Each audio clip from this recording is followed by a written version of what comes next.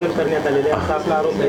पत्रकार परिषद घेतलेली काय सांगा? मी 2015 मध्ये डिसेंबर महिन्यामध्ये हा शांताबाई जे जगप्रसिद्ध जे गाणं आहे मराठी जो आपला कलाकार जो संजय लोंढे जे आहे यांनी जे तयार केलेलं जे गाणं होतं याचे राईट्स जे आहे की मी 2015 मध्ये घेतलेले होते सुमित म्युझिक कंपनीकडून.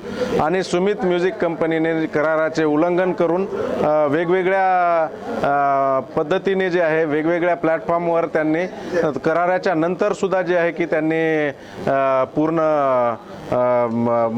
उल्लंघन केलेलं आहे आणि वेगवेगळ्या प्लॅटफॉर्मवर त्यांनी ते गाणं टाकलेलं आहे. जसं अमेझॉन प्राईम आहे, अमेझॉन म्युझिक आहे, ॲपल म्युझिक आहे, स्पॉटिफाय आहे. ही 2015च्या नंतर त्यांना टाकण्याचा काहीच अधिकार नाही. त्याचे परमनंट परपेच्युअल IPR हे पूर्ण राईट्स कायदेशीररित्या जे आहे की त्यांनी मला दिलेलं आहे.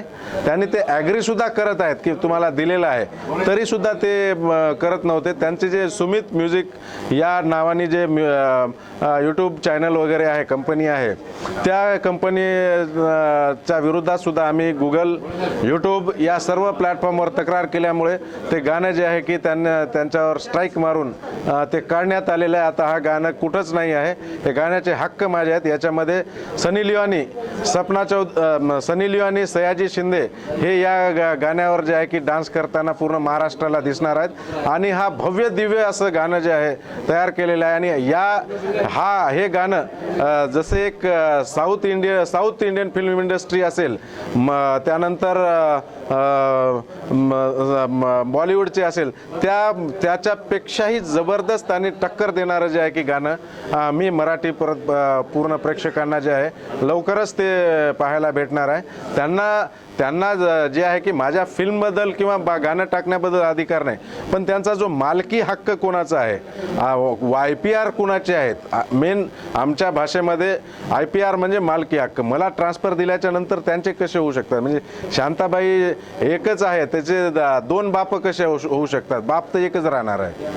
सर, सुमित कंपनीनं, म्युझिक कंपनीनं आपल्याकडून कॉपीराईट न घेता हा जो गाणं वगैरे टाकलं हे चुकीचंच आहे. तर याबद्दल आपली पुढची भूमिका काय? आता मी त्यांच्या अगेन्स्टमध्ये मी सुद्धा FIR करणार आहे. इथंच नांदेडमध्ये मी विमानतळ पोलीस स्टेशनमध्ये यांची आताच तक्रार करणार आहे आणि FIR करणार आहे. आणि पुढची कायदेशीर प्रक्रिया आम्ही पहिले तीन वेळेस लिगल नोटीस दिलेली आहे, तरी त्यांनी आजपर्यंत आम्हाला IPR तुमचे आहेत असं जे आहे की आम्हाला काही दिलेलं नाही किंवा काही नाही. आणि वारंवार आम्हाला इकडून बाकी वेगवेगळ्या प्लॅटफॉर्मवर असे करून त्यांनी आम्हाला सुद्धा कॉपीराईट्स टाकत आहेत, स्ट्राईक मारत आहेत गाण्यावर. त्यामुळे आमची आता पुढची कायदेशीर प्रक्रिया जी आहे की आता सुरू होईल. चित्रपटामध्ये स्थानिक कलाकार या चित्रपटामध्ये बरेच स्थानिक कलाकार मी घेतलेले, जसे विरू स्वामी आहे, हा सुद्धा खूप चांगला कलाकार आहे इथला. त्यानंतर जीवन आडे हे खूप चांगल्या पद्धतीने आणि एक समाज कल्याण मंत्र्यांचा रोल जे आहे की त्यांनी केलेला आहे. आणि त्यानंतर एक सुरेश पिल्ले म्हणून आपले इथले ॲक्टर आहेत, ते सुद्धा मेन सेकंड लीडमध्ये ॲक्टर आहेत. म्हणजे आपण आपल्या ग्रामीण भागाला मुंबई, दिल्ली कुठेही जरी असलो तरी आपल्या ग्रामीणचा टच आपल्या लोकांना समोर कसं न्यावं या पद्धतीनं जे आहे की मी आपल्या चित्रपटामध्ये व्यवस्थित त्यांना दिलेलं आहे. इथल्या कलावंत, नांदेड ही कलावंतांचीच भूमी आहे आणि वेगवेगळे कलाकार संघर्ष करत आहेत. इथून सुद्धा चित्रपट निर्मिती वगैरे होत आहेत.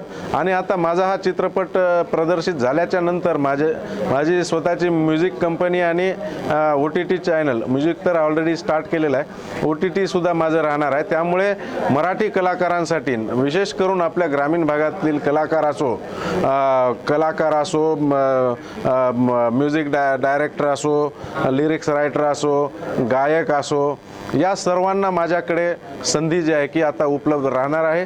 आणि लवकरच आता माझा चित्रपट फेब्रुवारी 2026 मध्ये पूर्ण महाराष्ट्रामध्ये थिएटरमध्ये रिलीज होणार आहे. AF फिल्म्स जे आहे की या चित्रपटाला प्रदर्शित डिस्ट्रीब्यूट करत आहे. One of the biggest company आहे AF फिल्म्स इंडियामध्ये, जे फक्त मोठे फक्त चित्रपट डिस्ट्रीब्यूट करतात, जसे पुष्पा असेल RRI आहे, मराठी ते एकदम कमीच करतात, पण त्यांना ज्यावेळेस आपली क्वालिटी त्या लेवलची दिसल्यामुळे ते आपल्याला आपला चित्रपट जे आहे की डिस्ट्रीब्यूट करत आहेत.